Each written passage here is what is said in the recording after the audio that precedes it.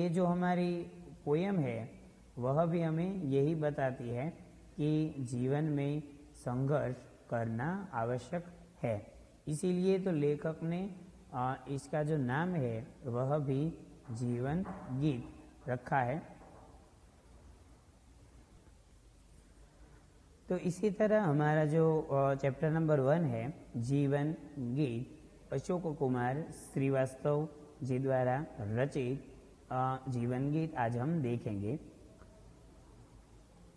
जीवन गीत अशोक कुमार श्रीवास्तव, लेखक ने नाम ही ऐसा पसंद किया है कि जीवन गीत। जब जीवन पथ संघर्ष भरा, फिर मेरा मन क्यों डरा डरा, नभ को छूना ही पड़ता है, कब अपने आप गगन उतरा। चलो मेरे साथ ये लाइन दोहराओ आप लोग भी। 1 2 3 स्टार्ट। जब जीवन पथ संघर्ष भरा, फिर मेरा मन क्यों डरा डरा, नभ को छूना ही पड़ता है, कब अपने आप गगन उतरा। अभी एक बार और प्रैक्टिस कर लेते हैं। जब जीवन पथ संघर्ष भरा, फिर मेरा मन क्यों डरा डरा, नभ को छूना ही पड़ता है, कब अपने आप गगन उतरा। तो अब हम देखते हैं कि लेखक हमें क्या कहना चाहते हैं। देखो, जब जीवन पथ कैसा है, संघर्ष से भरा हुआ है। अभी ये जो संघर्ष है वो हाईलाइट किया हुआ है। तो संघर्ष यानी टकराव, यानी कि कोई भी काम आप स्टार्ट करो तो ऐसे ही आसानी से हो नहीं जाता है, इसमें संघर्ष करना पड़ता है। आप ऐसे ही काम करो कि चलो मुझे एक साइकिल ही चलाना सीखना है, तो उसमें भी आपको कितने प्रॉब्लम आए थे। तो इसी तरह हर एक काम में संघर्ष करना जरूरी है। तो यहाँ पे लेखक बता रहे हैं कि जब जीवन पथ संघर्ष भरा है, हमें पता ही है कि भाई जीवन पथ संघर्ष से भरा हुआ है, फिर मेरा मन क्यों डरा डरा, तो हमें उसे डरने की कोई आवश्यकता नहीं है। हमारे मन से जो डर है वो हमें हटा देना है कि हमें पता ही है कि संघर्ष आने वाला ही है, तो फिर डरना क्यों। फिर मेरा मन क्यों डरा डरा, नभ को छूना ही पड़ता है, कब अपने आप गगन उतरा। आपको नभ को छूने की इच्छा है तो हमें नभ को छूने के लिए वहां तक पहुंचना पड़ता है, वो अपने आप नीचे नहीं उतर जाता। इसीलिए लेखक कहते हैं कि कब अपने आप गगन उतरा। आपने कभी देखा कि गगन है वह नीचे उतरा? ऐसा होता है? नहीं होता है। क्यों नहीं होता है? क्योंकि वहां तक पहुंचने के लिए हमें संघर्ष करना पड़ता है। देखो यहाँ पे पिक्चर में भी हमें यही बताया गया है कि आपने ऐसे पहाड़ी मार्ग पर जाने वाला रास्ता ही पसंद किया है, तो उसमें संघर्ष तो आएगा ही, बाधा तो आएगी, मुश्किल आएगी, लेकिन हमें उस कठिनाई का सामना करना है। वहां से वापस नहीं आ जाना है कि चलो अब मुझसे नहीं होगा, ये नहीं होगा, नहीं। अभी आप संघर्ष नहीं करोगे तो काम आसान कैसे होगा। चलो, तो ये फर्स्ट 4 लाइन है, आप सबको समझ में आ गई होगी कि जब जीवन पर संघर्ष भरा, फिर मेरा मन क्यों डरा डरा, नभ को छूना ही पड़ता है, कब अपने आप गगन उतरा। हो गया। चलो, तो अभी नेक्स्ट देखते हैं। यह धरती हिल सकती है, मरु में बगिया खिल सकती है, कर्मठता शपथ उठा ले तो हर मंजिल भी मिल सकती है। फिर से हम एक बार ये देख लेते हैं कि क्या कहना चाहते हैं।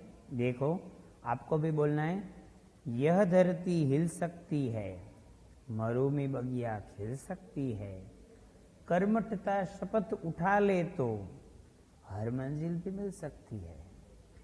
तो हम पहले वो समझ लें कि क्या कहना चाहते हैं। यहाँ पे यह धरती हिल सकती है, हमारे पास ऐसे ताकत है कि हम यह धरती तक भी हिला सकते हैं। तो यहाँ यह धरती हिल सकती है, मरु में बगिया खिल सकती है। मरु यानी रेगिस्तान, जैसे कि कच्छ का रेगिस्तान है, राजस्थान का रेगिस्तान, वहाँ कुछ खिलता नहीं है। लेकिन हम परिश्रम करें, परिश्रम करने वाले कभी हारते नहीं है। यदि हम परिश्रम करें तो मरु में भी बगिया खिल सकती, बगी यानी बाग बगीचा, फूल।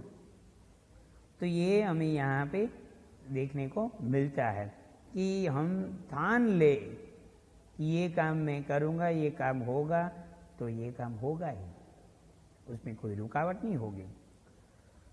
कर्मठता शपथ उठा ले तो हर मंजिल भी मिल सकती है। यहाँ पे एक शब्द नया है हमारे लिए, ये कर्मठता।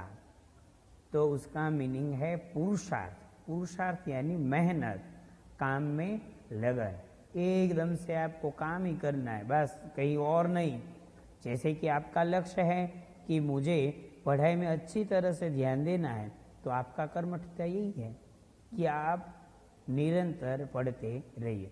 तो कर्मठता, यदि आप पुरुषार्थ करके शपथ कर ले कि मुझे किसी भी हालत में मंजिल प्राप्त करनी है, तो देखो यहाँ लेखक भी कहते कि हर मंजिल भी मिल सकती है। यदि हम सोचे कि पुरुषार्थ करें, एक काम हम हाथ में ठान ले कि ये नहीं होगा तब तक मैं छोड़ूंगा ही नहीं, तब हमें जाकर मंजिल मिलती है, बाकी ऐसे ही नहीं मिल जाती बैठे बैठे। तो यहाँ पे देखो पुरुषार्थ के जो पिक्चर है वो भी हमें सामने दिखते हैं। और ये देखो, ये जो स्टूडेंट है वो देखते शपथ उठाता है कि मैं मंजिल तक पहुंचूंगा। तो हम भी स्टूडेंट हैं, हमें भी शपथ करनी है इतना सब कुछ ज्ञात अगर, फिर साहस क्यों बिखरा बिखरा। सही बात है ना। पहले हम देखते हैं, है इतना सब कुछ ज्ञात अगर, फिर साहस क्यों बिखरा बिखरा। जब जीवन पथ संघर्ष भरा, फिर मेरा मन क्यों डरा डरा। एक बार फिर से देखते हैं हम कि है इतना सब कुछ ज्ञात अगर, फिर साहस क्यों बिखरा बिखरा। जब जीवन पथ संघर्ष भरा, फिर मेरा मन क्यों डरा डरा। हमें पता ही है कि जीवन पथ हमारा संघर्ष भरा हुआ ही है, तो फिर डरने की क्या जरूरत है। हमें ये भी पता है कि हम पुरुषार्थ करेंगे तो मंजिल तक पहुंचेंगे। तो देखो यहीं पे जो कवि है उसका भी कहना है कि है इतना सब कुछ ज्ञात, हमें ज्ञात ही है, पता ही है सब कुछ। हमें पता है कि हम रीडिंग नहीं करेंगे तो एग्जाम में कम मार्क आएंगे ही, लेकिन फिर भी हम रीडिंग नहीं करते हैं, है ना। तो है इतना सब कुछ ज्ञात, हमें सब कुछ ज्ञात है, हमें पता ही है कि हम ऐसा करेंगे तो ऐसा होगा, ये नहीं करेंगे तो ये नहीं होगा। फिर साहस क्यों बिखरा बिखरा। हमें पता ही है कि हमें मंजिल प्राप्त करनी है, तो हमें पुरुषार्थ करना पड़ेगा। तो फिर हमें हमारा जो साहस है वो साहस को एक करना है, और उसी साहस के बल पर हमें मंजिल तक पहुंचना है, और तभी हमारा जो ध्येय है वह सिद्ध होगा। हमारा जो गोल है वहां तक हम पहुंच पाएंगे। जब जीवन पथ संघर्ष भरा, फिर मेरा मन क्यों डरा डरा। ये लाइन हो गई आपको 4 और दूसरी 4। यह धरती हिल सकती है, मरु में बगिया खिल सकती है, कर्मठता शपथ उठा ले तो हर मंजिल भी मिल सकती है इतना सब कुछ ज्ञात अगर, फिर साहस क्यों बिखरा बिखरा। जब जीवन पथ संघर्ष भरा, फिर मेरा मन क्यों डरा डरा। अभी हम देखते हैं नेक्स्ट। जब खड़ा सामने दुश्मन हो, रणनीति बनानी पड़ती है। जब दूर किनारा खुद से हो, पतवार चलानी पड़ती है। यहाँ पे हमें बताया है कि यहाँ पे हमें बताया गया है कि जब खड़ा सामने दुश्मन हो, हमारे सामने दुश्मन खड़ा हो, तब हमें क्या करना चाहिए कि उस दुश्मन के हिसाब से हमें रणनीति बनानी चाहिए कि इसको हम किस तरीके से मारे तो हमें प्राप्त विजय हो सकती। यहाँ पे रणनीति बनाने की बात की गई। लड़ाई या युद्ध की नीति, रणनीति यानी लड़ाई या युद्ध की नीति। हम आपने बहुत सारे मूवी देखे होंगे जिसमें लड़ाई के दृश्य होगा कि उसमें कुछ प्लान जो है वो पहले से तय होते हैं कि कुछ सिपाही है वो पहले घर जो राजा का महल है उसके द्वार के पास खड़े रहेंगे, कुछ पीछे खड़े रहेंगे, कुछ बाद में आएंगे, तो उसको रणनीति कहते हैं। तो रणनीति हमें बनानी पड़ती है।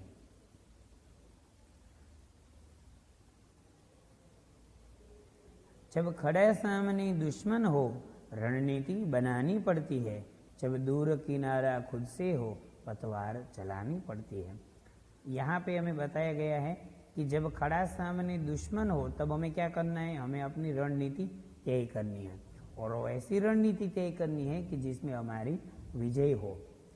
जब दूर किनारा खुद से हो पतवार चलानी पड़ती है। किनारा दूर है, वहां तक पहुंचना है तो क्या करना पड़ेगा, पतवार चलाना, यानी नाव चलाने का जो साधन है उसको पतवार कहते हैं। तो जब दूर ही किनारा है तब हमें क्या करना पड़ेगा, हमारी जो पतवार है वो चला चला कर वहां तक पहुंचना पड़ेगा, उसके बिना हम वहां तक नहीं पहुंच सकते। इसीलिए कहा है कि जब खड़ा सामने दुश्मन हो तब सोचना नहीं चाहिए, रणनीति बनानी पड़ती है। जब दूर किनारा खुद से हो तो पतवार चलानी पड़ती है। आपने महाभारत के युद्ध में भी देखा ही होगा कि उसमें पांडवों को हराने के लिए एक रणनीति बनाई गई थी। आपने देखा होगा कि जब अर्जुन है उसे युद्ध से कहीं दूर ले जाए, अर्जुन है उसको कहीं युद्ध में दूर ले जाए, तो गुरु द्रोण है उसने ऐसा एक प्लान बनाया कि जिस प्लान में सिर्फ अर्जुन ही विजय प्राप्त कर सकता है। तो अर्जुन को बाहर भेज दिया, उसके बाद उसने वो प्लान बनाया कि हम विजय प्राप्त कर सके।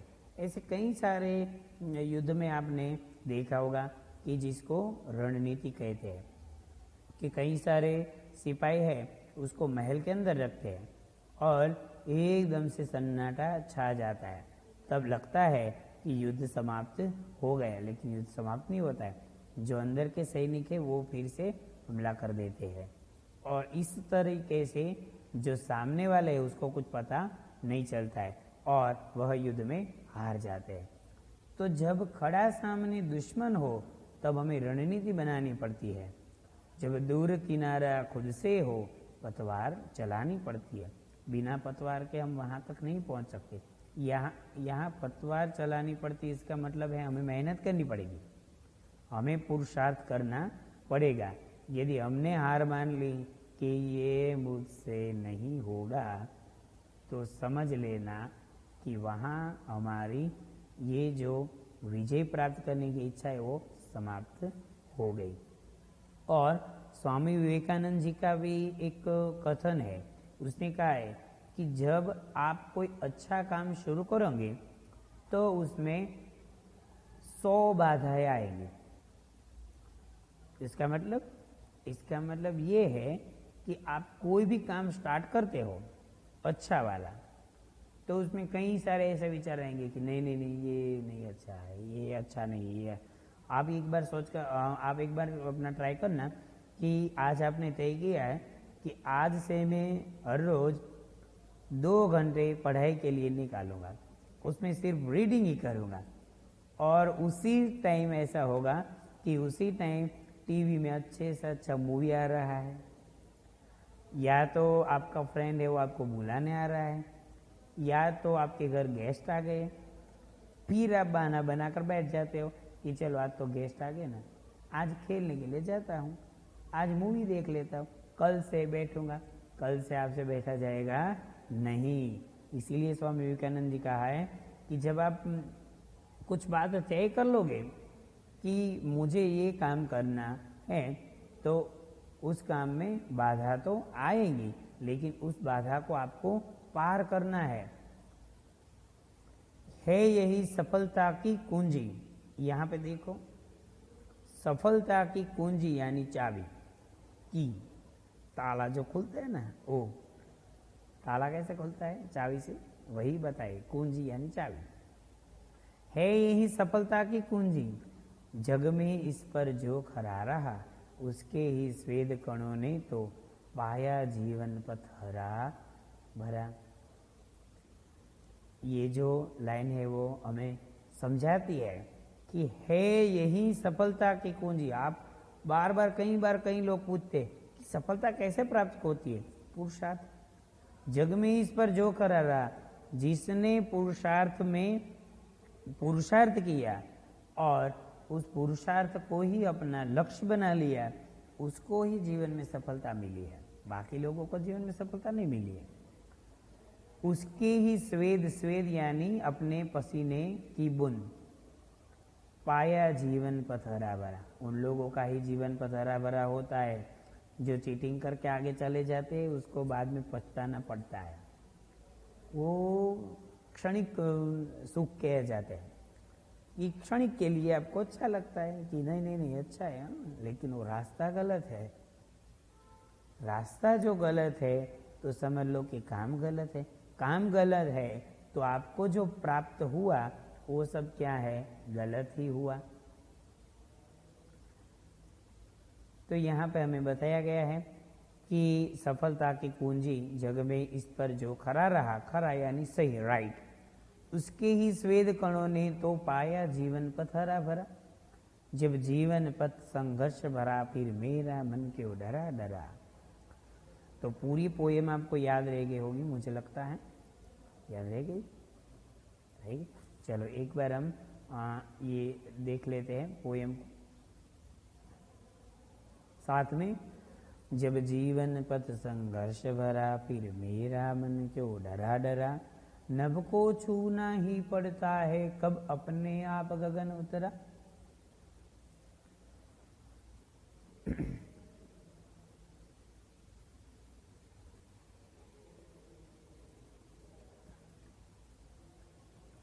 यह धरती हिल सकती है, मरु में बगिया खिल सकती है।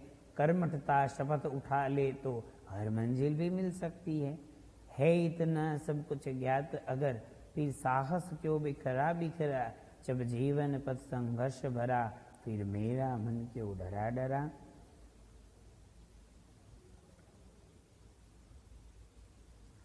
जब खड़ा सामने दुश्मन हो, रणनीति बनानी पड़ती है। जब दूर किनारा खुद से हो, पतवार चलानी पड़ती है यही सफलता की कुंजी। जग में इस पर जो खरा रहा, उसके ही स्वेद कणों ने तो पाया जीवन पथ हरा भरा। जब जीवन पथ संघर्ष भरा, फिर मेरा मन क्यों डरा डरा। तो यहाँ पे अशोक कुमार श्रीवास्तव की जो पोयम थी वो हमने देख ली, आप लोगों को भी समझ में आ गई होगी। अभी देखते हैं इसके शब्दार्थ। तो ये जो शब्दार्थ है वो भी आपको यहाँ पे मैं दिखा देता हूँ कि शब्दों का जो अर्थ है वो क्या होता है। तो देखते हैं पहले संघर्ष। संघर्ष यानी टकराव। कर्मठता यानी पुरुषार्थ, काम में लगन। शपथ यानी कसम। रणनीति, लड़ाई या युद्ध की नीति। कुंजी यानी चाबी। स्वेद कण यानी पसीने की बूंद। तो ये शब्दार्थ आपको समझ में आ गया होगा कि संघर्ष यानी टकराव, कर्मठता यानी पुरुषार्थ, काम में लगन, शपथ यानी कसम, रणनीति यानी लड़ाई या युद्ध की नीति, कुंजी यानी चाबी, स्वेद कण यानी पसीनों की बूंद। तो ये आपको समझ में आ गई होगी कि संघर्ष है। तो कई बार आपने सुना होगा कि मैंने तो भाई जीवन में बहुत संघर्ष किए हैं, तब जाकर हमें सफलता मिली। कर्मठता यानी पुरुषार्थ, काम में लगन। शपथ यानी कसम, कई बार हम मूवी में देखते कि मैं ये शपथ लेता हूँ, ऐसा होता है। रणनीति यानी लड़ाई या युद्ध की नीति। कुंजी यानी चाबी की। स्वेद कण यानी पसीने की बूंद। तो यहाँ ये जो शब्दार्थ है वो भी आपको समझ में आ गया होगा कि शब्दार्थ जो है वो भी मैंने समझा दिए। तो यहाँ तक हम देखते हैं कि पोयम सारी हमने देख ली और उसके जो शब्दार्थ है वो भी हमने देख ली। शब्दार्थ यानी कीवर्ड्स वो भी हमने देख लिए और शब्दार्थ के जो रिलेटेड एक एक सेंटेंस था वो भी मैंने बना दिया ताकि आपको समझ में आ जाए। अब हम देखते हैं नेक्स्ट।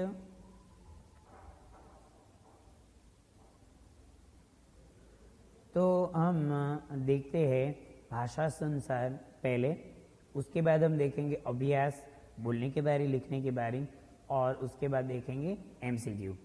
तो देखो भाषा संसार, भाषा संसार में फर्स्ट क्वेश्चन है कि दिए गए शब्दों के दो दो पर्याय लिखने हैं हमें। आपको क्या करना है, दिए गए शब्द है उसके दो दो पर्याय, इसमें लिखते वक्त आप लोग पेंसिल का यूज करेंगे, बॉल पेन का नहीं। समझ में आ गई बात? ये जो आपकी टेक्स्ट बुक में ही रखना है, फेयर बुक में ये नहीं लिखना है। और जो भी मैं कुछ कहूँ लिखने के लिए वो पहले आप लोग रफ बुक में लिखना, उसके बाद आप लोग फेयर बुक में लिखना। जो क्वेश्चन आंसर मैं समझाऊंगा वो पहले आप रफ बुक में लिखना, और ऑल सब्जेक्ट की आप एक रफ बुक रखोगे तो भी चलेगा। और उसके बाद मैं आपको पीडीएफ भेज दूंगा। जो पीडीएफ में क्वेश्चन आंसर है वो आपको आपकी फेयर बुक में लिखना है अच्छी तरह से। तो ये जो भाषा संसार है वो देख लेना। भाषा संसार में कभी ऐसा भी हो सकता है कि आपको खुद करना पड़े, करवाऊंगा मैं, लेकिन फिर भी भाषा संसार। तो यहाँ पे शब्द है पथ। चलो, पथ रास्ता और मार्ग, उसके दो पर्याय हमें मिल गया, एकदम आसान सा है। पथ यानी रास्ता,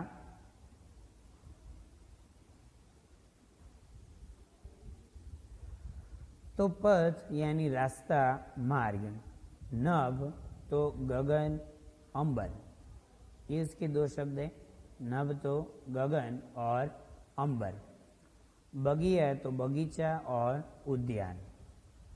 दुश्मन तो रिपो और शत्रु। स्वेद तो पसीना और घाम। जीवन तो जिंदगी और प्राण।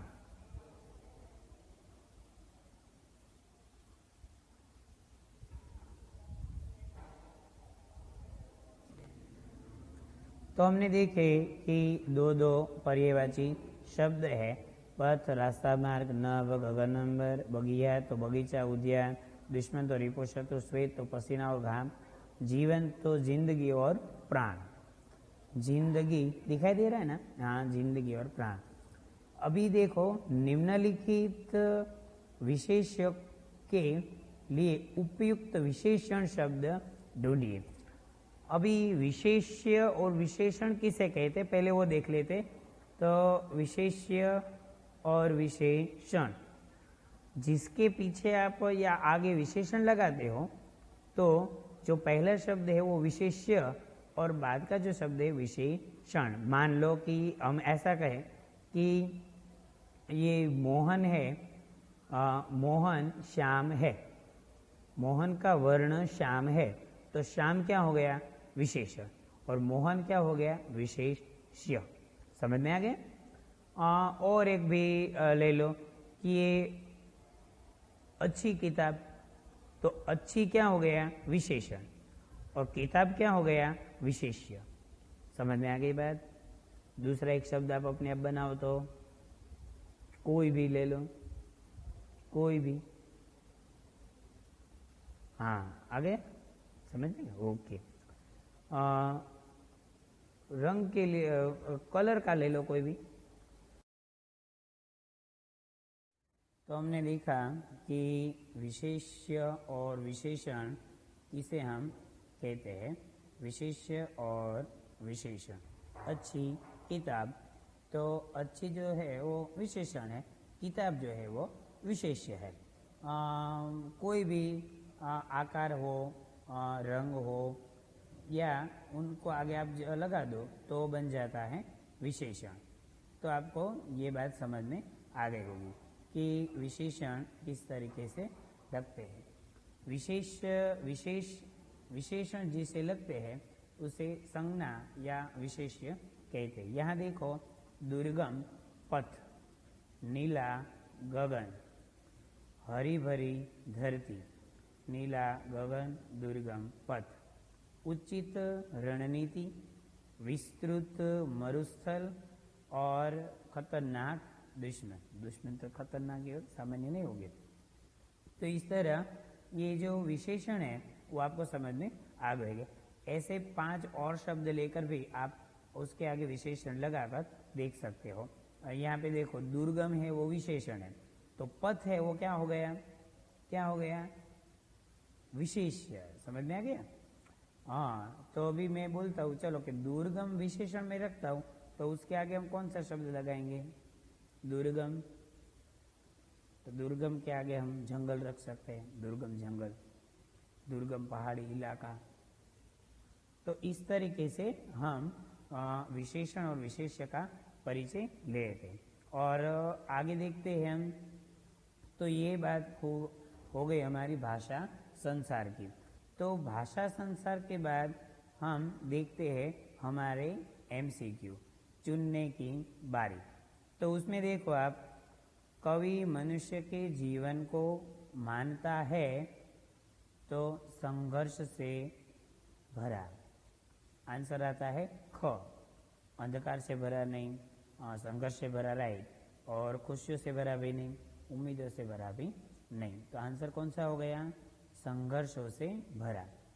कर्मठता यदि शपथ उठा ले तो, कर्मठता यदि शपथ उठा ले तो कोई काम असंभव नहीं लगता।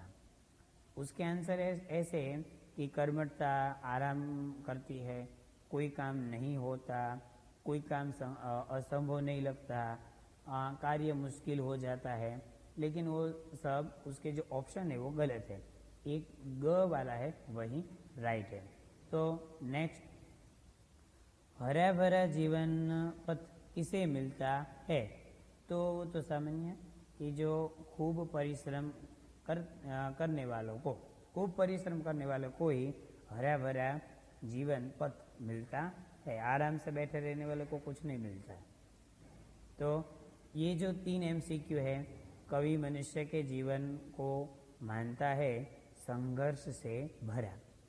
कर्मठता यदि शपथ उठा ले तो कोई काम असंभव नहीं लगता।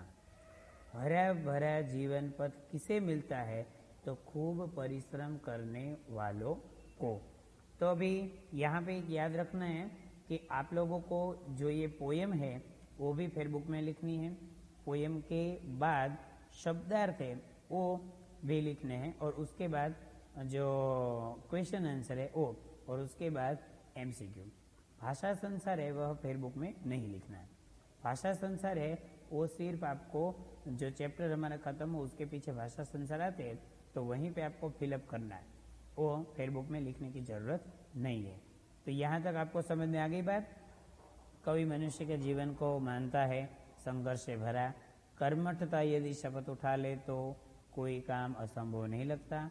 हरा भरा जीवन पथ किसे मिलता है, तो खूब परिश्रम करने वाले को। तो नेक्स्ट हम देखते हैं, यहाँ तक आपको समझ में आ गई। और फेसबुक की बात भी मैंने बोल दी, थोड़ा आपको अच्छा नहीं लगा होगा क्योंकि अब आपकी भी लिखने की बारी है। तो देखो, बोलने की बारी के जो क्वेश्चन आंसर है वो मैंने यहाँ पे लिख कर रखे हैं। ये जो फर्स्ट चैप्टर है इसलिए, वरना तो मैं आपको भी ढूंढने के लिए बोलता, लेकिन ये जो फर्स्ट पोएम है तो मैंने सोचा कि मैं आपके लिए क्वेश्चन आंसर भी लिख कर रख देता हूँ, और ये मैं आपको PDF भी भेज दूंगा, तो ये फेसबुक में आप आराम से लिख सकोगे। बोलने की बारी, तो फर्स्ट क्वेश्चन है, जीवन पथ को संघर्ष से भरा क्यों कहा गया है। आप सोचो तो जीवन पथ को संघर्ष से भरा क्यों कहा गया है, याद है कुछ? हाँ, तो क्योंकि यहाँ पे क्वेश्चन आंसर है ये हमारे पास, क्योंकि जीवन पथ को संघर्ष से भरा कहा गया है, क्योंकि जीवन पथ है वो कई कठिनाइयों का सामना करना पड़ता है, क्योंकि हमें जीवन में कई कठिनाइयों का सामना करना पड़ता है, इसीलिए जीवन पथ को संघर्ष भरा कहा गया है। तो देखते हैं कि जीवन पथ को संघर्ष से भरा क्यों कहा गया है। तो क्योंकि हमें जीवन में कई कठिनाइयों का सामना करना पड़ता है, इसलिए जीवन पथ को संघर्ष से भरा कहा गया है। समझ में आ गई बात आपको? क्योंकि जीवन में हमें कई सारी कठिनाइयों का सामना करना पड़ता है, इसीलिए जीवन पथ को संघर्ष से भरा कहा गया है। अभी नेक्स्ट, कवि के मन में किस बात का डर है? कवि के मन में किस बात का डर है? तो यहाँ देखो, कवि का कहना है कि जब वह जानते हैं कि जीवन के रास्ते में मुश्किलों का सामना करना ही पड़ेगा, तो वे उनसे डर क्यों रहे हैं? उन्हें साहस से उनका सामना करना चाहिए और अपने लक्ष्य को पाना चाहिए। कवि के मन में किस बात का डर है? लेखक का कहना है कि भाई हमें पता ही है कि साहस करना ही है, काम हमें ही करना है, तो उससे हमें डरना नहीं चाहिए और उसका सामना करना चाहिए। तो याद रखना है कि जो काम हमारे सिर पर है वो हमें ही करना पड़ेगा, कोई करके नहीं देगा, तो उसे डरना क्या? पता ही है ना हमें कि जब जीवन पर संघर्ष भरा, फिर मेरा मन क्यों डरा? हमें पता ही है कि भाई ये काम हमें ही करना है और हमारे सिवा ये काम कोई करने वाला है नहीं, तो उसे डरना चाहिए नहीं। सफलता की कुंजी किसके हाथ लगती है? ये अच्छा क्वेश्चन है कि सफलता की कुंजी यानी कि चाबी किसके हाथ लगती है? जो व्यक्ति परिश्रम करता है, कठिनाइयों से नहीं घबराता और हिम्मत से हर मुश्किल का सामना करता है, सफलता उसी को प्राप्त होती है। याद रखो, जो व्यक्ति परिश्रम करता है, फर्स्ट बात परिश्रम करता है, कठिनाइयों से नहीं घबराता, हिम्मत से हर मुश्किल का सामना करता है, सफलता उसी को प्राप्त होती है। 3 बात याद रखनी है हमें। जो व्यक्ति परिश्रम करता है, कठिनाइयों से नहीं डरता या नहीं घबराता और हिम्मत से हर मुश्किल का सामना करता है। हो गया आपको? फिर से, जो व्यक्ति परिश्रम करता है, कठिनाइयों से नहीं डरता और हिम्मत से हर मुश्किल का सामना करता है, सफलता उसी को प्राप्त होती है। सफलता ऐसे पड़ी नहीं है रास्ते में कि आप उसको मोल ले लो, खरीद करके ले लो, ऐसे सफलता नहीं मिलती। सफलता प्राप्त करने के लिए हमें कई सारी कठिनाई, मुश्किल, ऐसी परिस्थिति का सामना करना पड़ता है।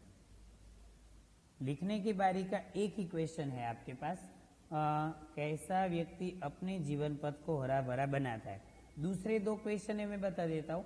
प्रस्तुत कविता के द्वारा कवि हमें क्या संदेशा देना चाह रहे हैं, तो आपको ऑन वर्ड में लिखना है और ऑन वर्ड में आपको लिखते वक्त जो हमारा पाठ प्रवेश है वो स्टार्ट होती है, उसके ऊपर आप आधार बना सकते हो और उसके बाद जो क्वेश्चन नंबर 3 है वो कट है, वो नहीं करना है। तो देखते हैं हम, कैसा व्यक्ति अपने जीवन पथ को हरा भरा बनाता है? तो हमारा जीवन संघर्षों से भरा हुआ है, वो हमें पता ही है कि हमारा जीवन संघर्षों से भरा हुआ ही है, इसलिए हमें किसी भी कठिनाई से घबराना नहीं चाहिए, बल्कि उसका डटकर मुकाबला करना चाहिए। जो लोग जीवन में आने वाली कठिनाइयों का सामना हंसकर करते हैं, वे ही अपने लक्ष्य को प्राप्त करने में सफल होते हैं। आने वाली कठिनाइयों का हमें सामना करना है, उसे डरना नहीं है। डर कर क्या फायदा होगा? ऐसे थोड़ी है कि एग्जाम सिर पर आ रही है और आप डरने लगो कि मेरा कुछ हुआ नहीं है, मैं क्या करूं, तो रास्ता नहीं है। तब आपको जाकर बुक लेकर बैठ जाना है कि रीडिंग करने लगो, जितना हो सके वो हो जाए, बाद में कुछ देखते हैं। तो इस तरह यहाँ पे जो क्वेश्चन आंसर है वो क्वेश्चन आंसर हमारे खत्म हुए। तो आप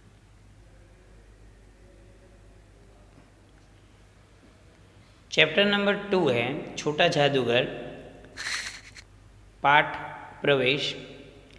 कभी कभी छोटी आयु में ही व्यक्ति को ऐसी परिस्थितियों का सामना करना पड़ता है कि बड़ी आयु के व्यक्ति सोच भी नहीं सकते। कठिन परिस्थितियों व्यक्ति को जीवन जीने की कला में निपुण बनाती है। परिश्रम और साहस का सहारा जो व्यक्ति लेता है वही भाग्य से जीत पाता है। यहाँ पे हमें ये बात बताई गई है कि कभी कभी छोटी आयु में व्यक्ति को ऐसी परिस्थितियों का सामना करना पड़ता है कि बड़ी आयु के व्यक्ति सोच भी नहीं सकते। यानी कि जो लेखक हमारे हैं उसका कहना है यहाँ पे कि कभी कभी ये जो उसके लेखक है जयशंकर प्रसाद, उसका कहना है कि कभी कभी छोटी आयु में ही व्यक्ति के सामने ऐसी परिस्थिति आती है कि बड़ी आयु के व्यक्ति सोच भी नहीं सकते। कठिन परिस्थितियां व्यक्ति को जीवन जीने की कला में निपुण बनाती है। याद रखिए यहाँ पे निपुण बनाती है, निपुण बनाती है का मतलब है जीना सिखा देती है। जो परिस्थिति सरल है वो तो सब जी लेते हैं, उसमें कुछ नया नहीं है, लेकिन कठिन परिस्थिति जो व्यक्ति के सामने आती है तब जाकर वो उसमें से कैसे रास्ता निकालता है और कैसे सफल होता है, वो सबसे बड़ी बात है। तब जाकर हमारा जो जीवन है, हमारा जो लक्ष्य है, वह हम प्राप्त कर सकते हैं।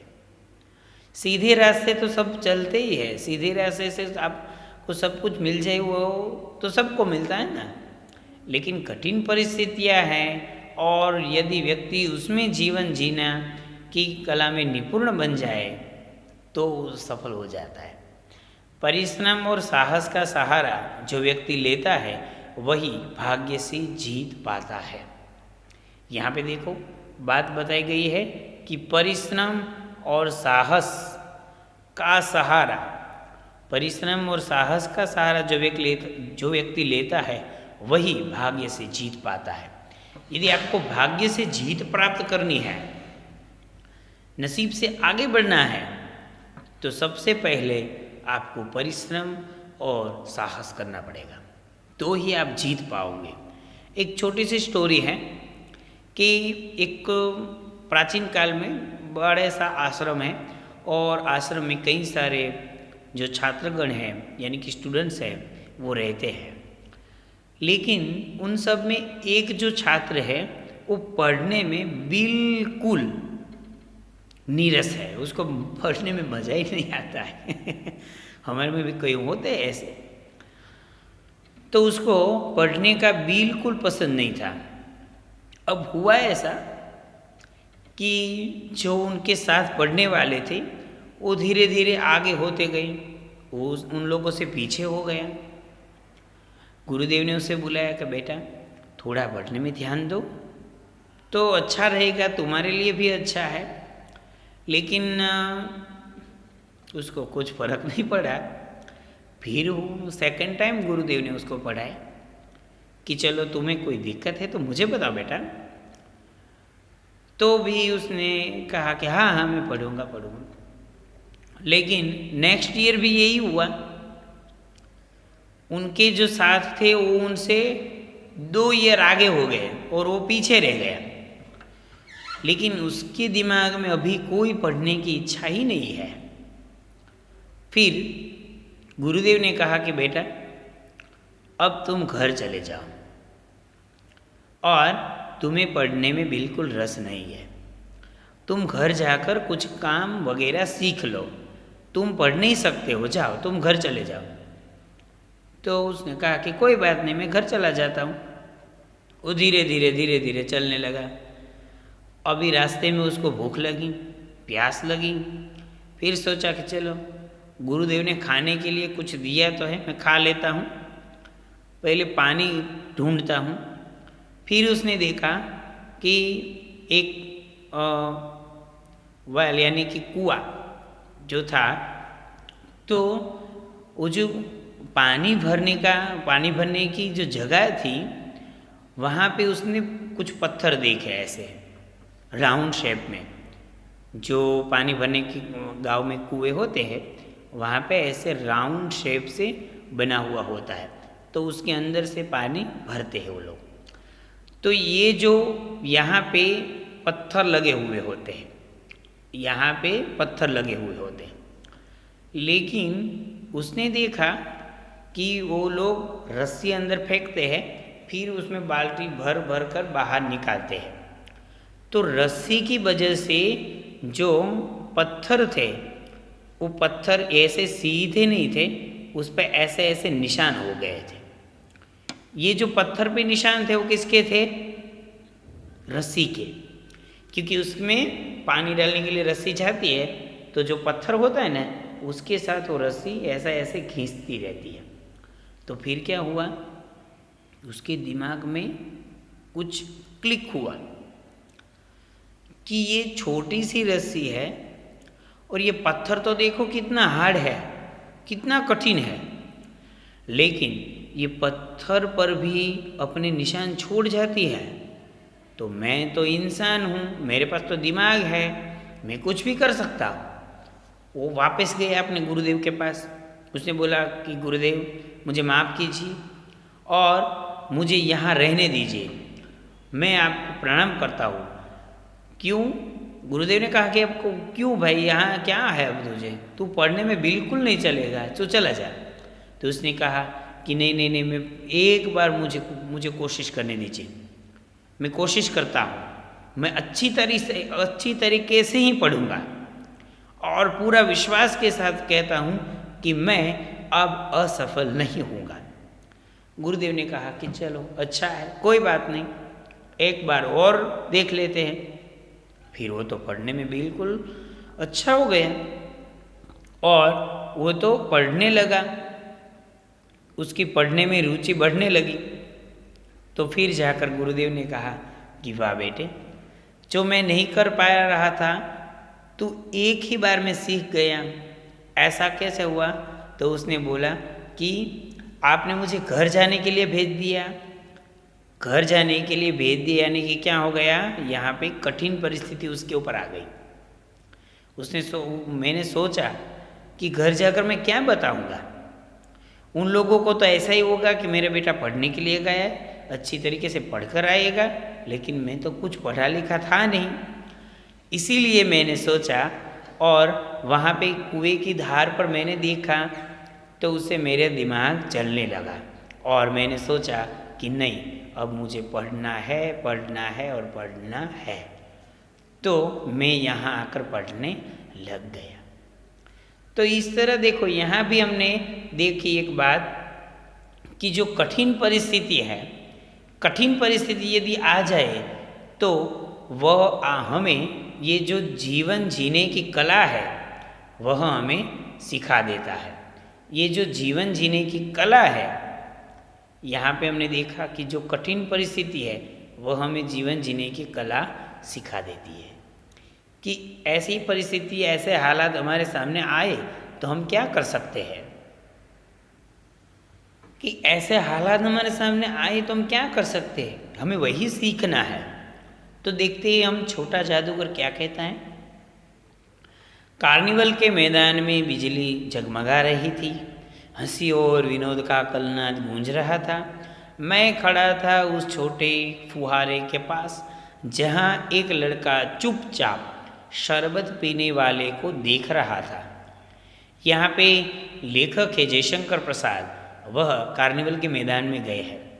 वहाँ पे बिजली के मैदान में बिजली जगमगा रही थी, रोशनी चारों ओर है और विनोद का कलनाद गूंज रहा है। मेले में तो आनंद प्रमोद हो गए ना, विनोद मतलब आनंद।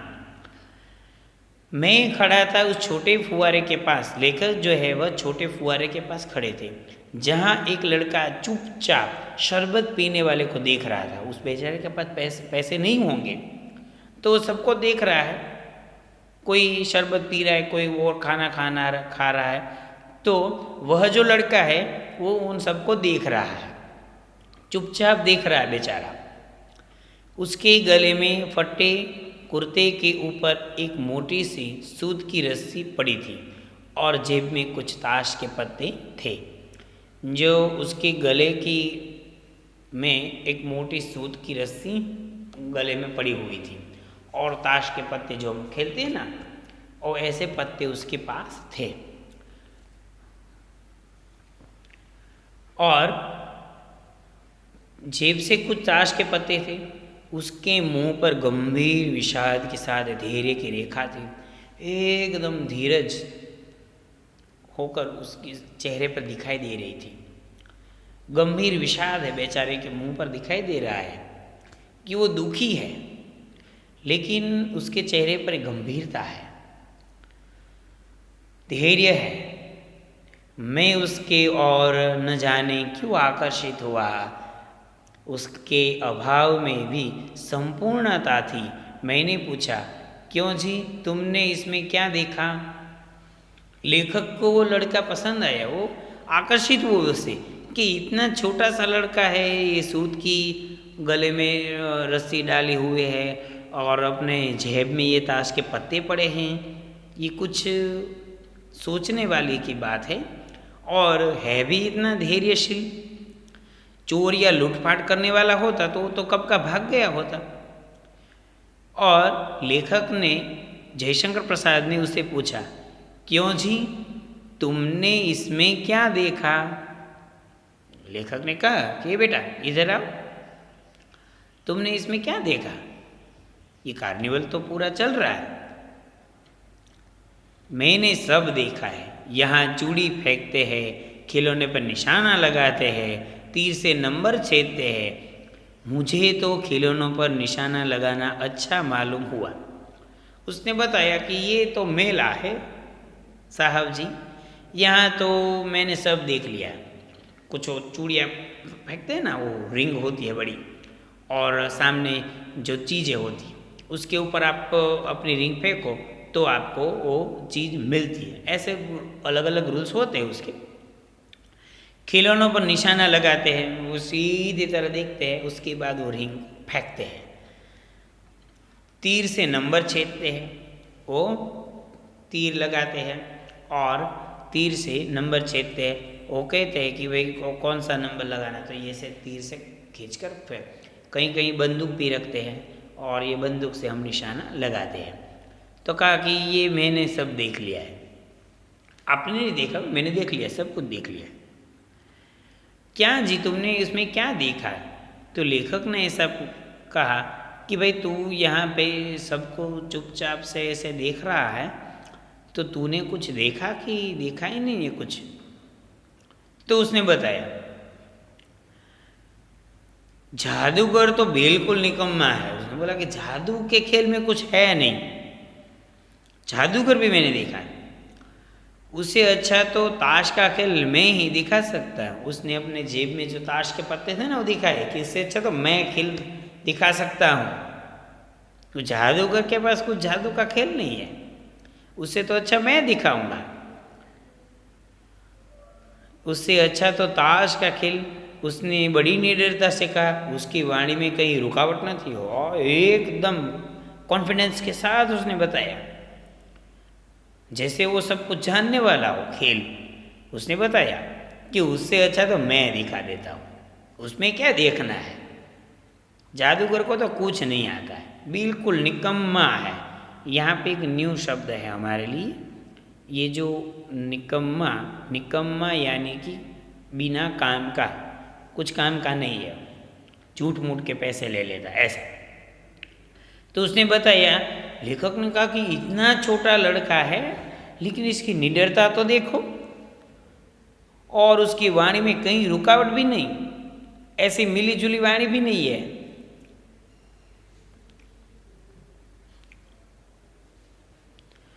तो यहाँ पे हम देख सकते हैं कि जो लेखक है, ये जो है वह लेखक है और ये जो है वह जादूगर छोटा सा, और यहाँ पे ये शरबत की शॉप है जो वो देख रहे हैं। इन दोनों के बीच में जो संवाद हुए वह है। और ये देखो उसके गले में एक सूत की रस्सी है और उसके जेब में ताश के पत्ते भी है। तो लेखक ने ये सब देखा। मैंने पूछा और उस पर्दे में क्या है, वहाँ तुम गए थे? लेखक ने कहा कि वहाँ पे उस पर्दा जो दिखाई दे रहा वहाँ तुम गए थे? नहीं नहीं, वहाँ मैं नहीं जा सकता, टिकट लगता है। वो बात भी सही है, बेचारा के पास टिकट के पैसे कहाँ से आएंगे। मैंने कहा तो चलो मैं वहाँ पर तुम्हें ले चलूँ। उसने कहा, लेखक ने कहा कि तुम्हें वहाँ जाने की इच्छा है, चल मेरे साथ चल, मैं तुझे ले जाता हूँ और टिकट के पैसे भी मैं दे दूँगा। उसने कहा, वहाँ जाकर क्या कीजिएगा? चलिए निशाना लगाया जाए। उसने कहा कि चलो चलो, वो वहाँ जाने से कुछ फ़ायदा नहीं है, वहाँ कुछ मज़ा नहीं आएगा। मैं कहता हूँ कि चलो हम निशाना लगाता है। मैंने सहमत होकर कहा, तो फिर चलो पहले शरबत पी लिए, चाहे। उसने सहमति में सिर हिला दिया। लेखक ने कहा कि भाई चल पहले शरबत पी लेते, थोड़ा शरबत पी लेते और शरबत पीने के बाद हम वहाँ जाते हैं। और जो वो छोटा लड़का था उसने भी कहा कि चलो ऐसा करते हैं, शरबत पी लेते हैं और फिर वहाँ जाते हैं। लेखक ने बताया कि वो जो बड़ा पर्दा दिखाई दे रहा है उसके पीछे क्या चल रहा है। तो उसने क्या कहा कि वहाँ मुझे पता नहीं है। क्यों पता नहीं है? क्योंकि वहाँ जाने का टिकट यानी कि रेट लगता है, जो पैसे उसके पास नहीं है तो वहाँ तक कैसे पहुँच सकता है। इसीलिए उसने कहा कि मैं वहाँ पे नहीं गया हूँ। यहाँ पे हमें शब्द मिलते हैं निकम्मा यानी कि बिना काम का, वाणी यानी स्वर और आवाज़। तो यहाँ पे हम देखते हैं कि लेखक ने कहा कि चलो हम पहले शरबत पीते हैं और उसके बाद हम देखते जाते हैं। निकम्मा मतलब बिना काम का, वाणी यानी स्वर और आवाज़। तो उसने बताया कि हम शरबत पीकर आगे जाते हैं।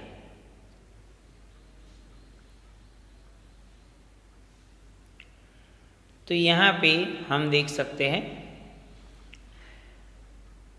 मनुष्यों की भीड़ से झाड़े से की संध्या भी वहाँ गर्म हो रही थी। हम दोनों शरबत पीकर निशाना लगाने चले। राह में ही उसने पूछा, तुम्हारे और कौन है? मनुष्य की भीड़ से झाड़े की संध्या भी वहाँ गर्म हो रही थी। एक साथ कई सारे लोग इकट्ठे हो गए थे और उसकी वजह से क्या हुआ था कि ठंडी का माहौल था, लेकिन एक साथ कई सारे लोग मिल जाने के कारण गर्मी हो रही थी। हम दोनों शरबत पीकर निशाना लगाने चले। राह में ही उससे पूछा, तुम्हारे और कौन है? लेखक ने उससे पूछा कि तुम्हारे और कौन है, परिवार में है कोई? माँ और बाबूजी। उसने कहा कि मेरी माँ है, मेरे बाबूजी भी है। उन्होंने तुमको यहाँ आने के लिए मना नहीं किया? लेखक ने पूछा कि तुम यहाँ आए तो उन लोगों ने मना नहीं किया कि बेटे वहाँ अकेले नहीं जाते हैं? बाबूजी जेल में है। उसने कहा कि मेरे बाबूजी है वह जेल में। क्यों? लेखक ने कहा कि क्यों जेल में है? देश के लिए। वह गर्व से बोला, देश के लिए है, मेरे बाबूजी जेल में गए हैं, लेकिन उनको देश सेवा कर रहे थे। उस टाइम अंग्रेज थे तो हमारे जो क्रांतिकारी होते थे उन लोगों को ले जाते थे। क्यों? देश के लिए। और तुम्हारी माँ वह बीमार है। उसने कहा कि मेरी माँ है लेकिन वह भी बीमार है बेचारी, और तुम तमाशा देख रहे हो। लेखक ने कहा कि तुम्हें शर्म आनी चाहिए कि तुम्हारी माँ बीमार है और तुम यहाँ पे तमाशा देख रहे हो। उसके मुंह पर तिरस्कार की हंसी फूट पड़ी। उसने कहा, तमाशा देखने नहीं, दिखाने निकला हूँ। कुछ पैसे ले जाऊँगा तो माँ को पथ्य दूंगा। मुझे शरबत न पिलाकर आपने मेरा खेल देखकर मुझे कुछ दे दिया होता तो मुझे अधिक प्रसन्नता होती।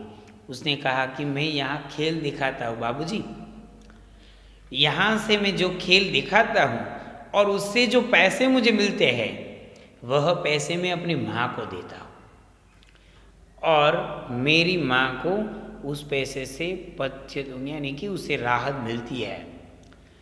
उसने कहा कि आपने मुझे शरबत नहीं पिलाया होता ना, मुझे पैसे दे देते तो अच्छा होता, मैं मेरी माँ को दे देते था। लेकिन देखो यहाँ पे उसने ऐसे पैसे मांगे नहीं है, उसने ऐसे नहीं कहा कि मुझे पैसे दे दो, ऐसा नहीं कहा। उसने कहा कि मैं आपको खेल दिखाता, आप मेरा खेल देख लो और उसके बाद मुझे पैसे दो। ऐसे मुफ्त में मुझे पैसे नहीं चाहिए, पहले आप मेरा खेल देखो और खेल देखने के बाद मुझे पैसे दो। तो यहाँ पे हमें देखने को मिलता है तो मुझे अधिक प्रसन्नता होती। वह बेचारा बोल रहा है कि आपने शरबत नहीं पिलाया होता ना और मुझे पैसे दे दिए होते तो मैं अधिक प्रसन्न होता। पैसों की आवश्यकता है देखो उसके पास, लेकिन मांगना नहीं है। वो बोल रहा है कि मैं आपको खेल दिखा देता और खेल दिखाने के बाद आप मुझे पैसे देते। और उसने कहा कि मैं खेल दिखाता और उसके बाद आप मुझे पैसे देते तो अच्छा होता।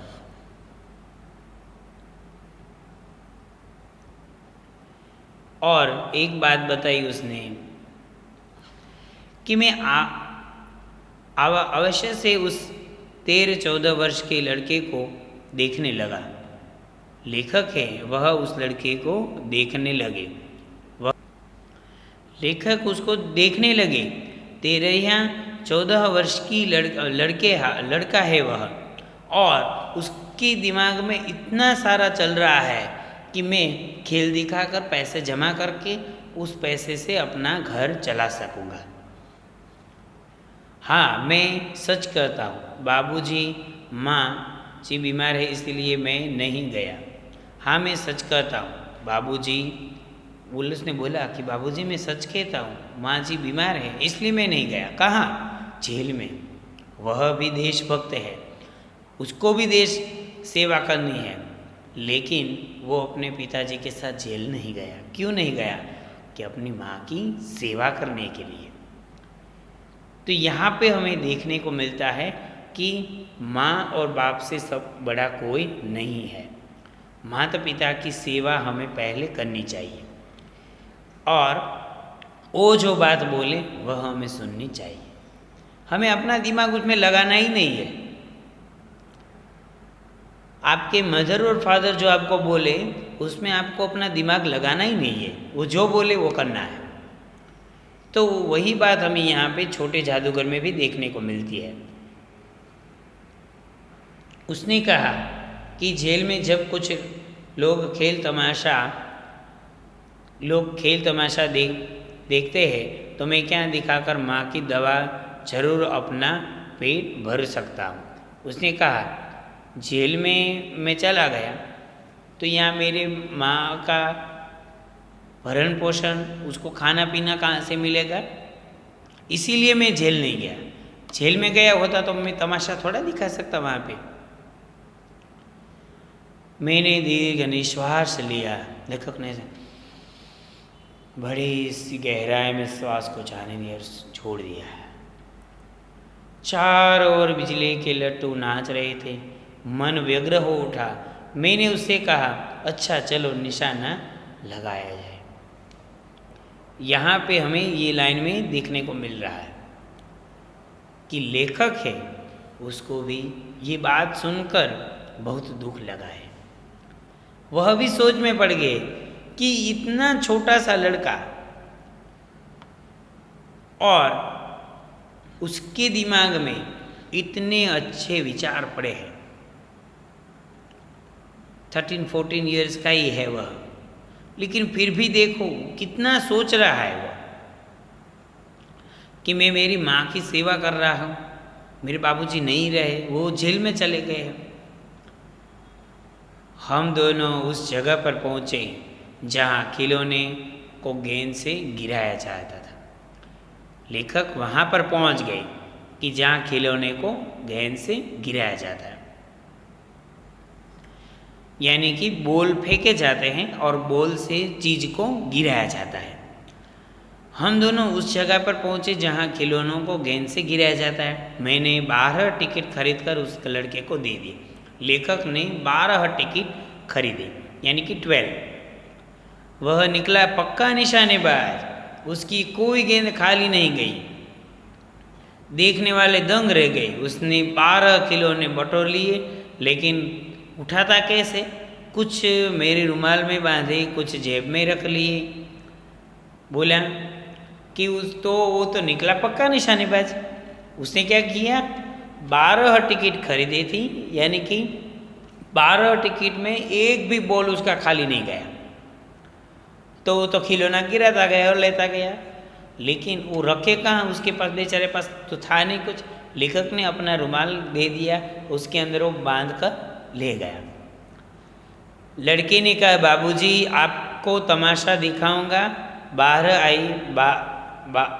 आई, मैं चलता हूँ। वह 9-11 हो गया। मैंने मन ही मन कहा, इतनी जल्दी आंखें बदल गई। लेखक क्या सोच में पड़ गए। वो तो अपने खिलौने लेकर 9-11 यानी कि वहां से भाग गया। उसने कहा बाबूजी यानी कि लेखक को कहा कि आप बाहर आइए, और बाहर आने के बाद मैं आपको ये जो तमाशा है वो दिखाऊंगा। लेकिन वो तो चला गया। मैंने मन ही मन कहा, इतनी जल्दी आंखें बदल गई। लेखक सोचने लगे, इतनी जल्दी आंखें बदल गई। आंखें बदल लेने का मतलब है कि इतनी जल्दी वो बदल गया। अब तक तो कैसी कैसी बातें कर रहा था कि ये है, मेरे पास ये नहीं है, वो नहीं है, मैं क्या करूं। लेकिन अभी तो देखो भाग गया वहां से। फिर क्या हुआ? तो यहाँ पे मैं घूमकर पान की दुकान पर आ गया। पान खाकर बड़ी देर तक इधर उधर टहलता दिखता रहा। झूले के पास लोगों का ऊपर नीचे आना दिखने लगा। अकस्मात किसी ने ऊपर की हिंडोल से पुकारा, बाबूजी। मैंने पूछा, कौन? मैं हूँ, छोटा जादूगर। तो वो देखो, वो तो वहाँ पे बैठ गया ऊपर जाकर। उसने पान खाकर, लेखक तो पान खाकर इधर उधर घूमने लगे, सोचने लगे कि चलो वो तो चला गया। और बाहर आकर देखा तो पास के लोगों को ऊपर नीचे आना देख रहे थे झूले के पास जाकर। तो उसमें से एक आवाज़ आई, बाबूजी। मैंने पूछा, कौन? तो मैं हूँ, छोटा जादूगर। ऐसी आवाज़ आई। तो ये जो कार्निवल का फेस्टिवल था वो तो वहाँ पे समाप्त हो गया, और लेखक भी वहाँ से चले गए, छोटा जादूगर भी वहाँ से चला गया। कुछ समय बाद कोलकाता की खूबसूरत बॉटनिकल गार्डन में लाल कमलियों से भरी हुई एक छोटी सी झील के किनारे घने वृक्ष की छांव में अपनी मंडली के साथ बैठा हुआ मैं जलपान कर रहा था। कुछ समय ऐसे ही बीत गया। उसके बाद कोलकाता के खूबसूरत बॉटनिकल, जो गार्डन का नाम है, वहाँ जाकर वो लोग बैठे थे अपनी फैमिली के साथ, और एक घना वृक्ष था, उसकी छाँव में वो लोग बैठे थे। बातें हो रही थी। इतने में वही छोटा जादूगर दिखाई पड़ा। हाथ में 4 खाने की खादी का झोला, साफ कपड़े पहने हुए, सिर पर रुमाल सूत की रस्सी से बंधा हुआ था।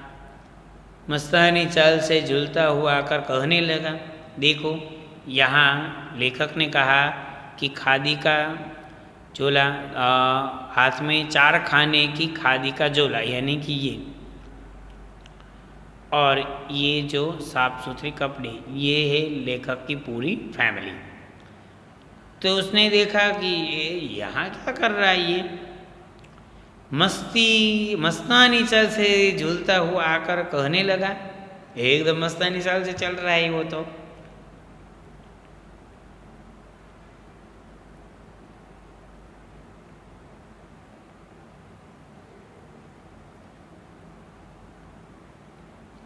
तो कहने लगा, बाबूजी नमस्ते, आज कहिए तो खेल दिखाऊं। उस दिन तो आपने खेल नहीं देखा था मेरा, लेकिन आज आप बोलो तो मैं खेल दिखा सकता हूँ। नहीं जी, अभी हम लोग जलपान कर रहे हैं। ये जो जलपान यानी कि नाश्ता कर रहे वो लोग। फिर इसके बाद क्या गाना बजाना होगा बाबूजी? उसने कहा कि चलो ओके, कोई बात नहीं, आप लोग नाश्ता कीजिए, नाश्ता कर लेने के बाद तो आप लोग सुनोगे ना मुझे। नहीं जी, तुमको क्रोध से कुछ और कहने जा रहा था कि तभी श्रीमती जी ने कहा, दिखलाओ जी, तुम तो अच्छे आए, भला कुछ मन तो बहले। लेखक सोचने लगे। लेखक ने कहा कि नहीं नहीं नहीं, क्रोध करने के बोले कि मुझे तेरे कोई तमाशा नहीं देखना है, तू यहाँ से चला जा। लेकिन लेखक की पत्नी जो थी उसने धीरे से कहा कि नहीं, देखना है, और यहाँ आए घूमने के लिए तो कुछ तमाशा देखेंगे, उसमें क्या है, तुम्हें क्या होता है। मैं चुप हो गया, क्योंकि श्रीमती जी की वाणी में माँ की सी वह मिठास थी जिसके सामने किसी भी लड़के को रोका नहीं जा सकता था। उसने खेल आरंभ किया। लेखक ने श्रीमती जी ने कहा कि नहीं नहीं नहीं, हमें खेल देखना है, तुम दिखाओ खेल। तो लेखक ने सोचा कि उसको वो जो लड़का था वो खेल दिखाए बिना यहाँ से ही नहीं जाएगा, और श्रीमती जी भी मान लो कि माँ है, उसने उस लड़का, मान लो कि अपना लड़का है, उसी तरह उसको कहा कि नहीं बेटा चलो आप खेल दिखाओ तो हम भी देखते हैं।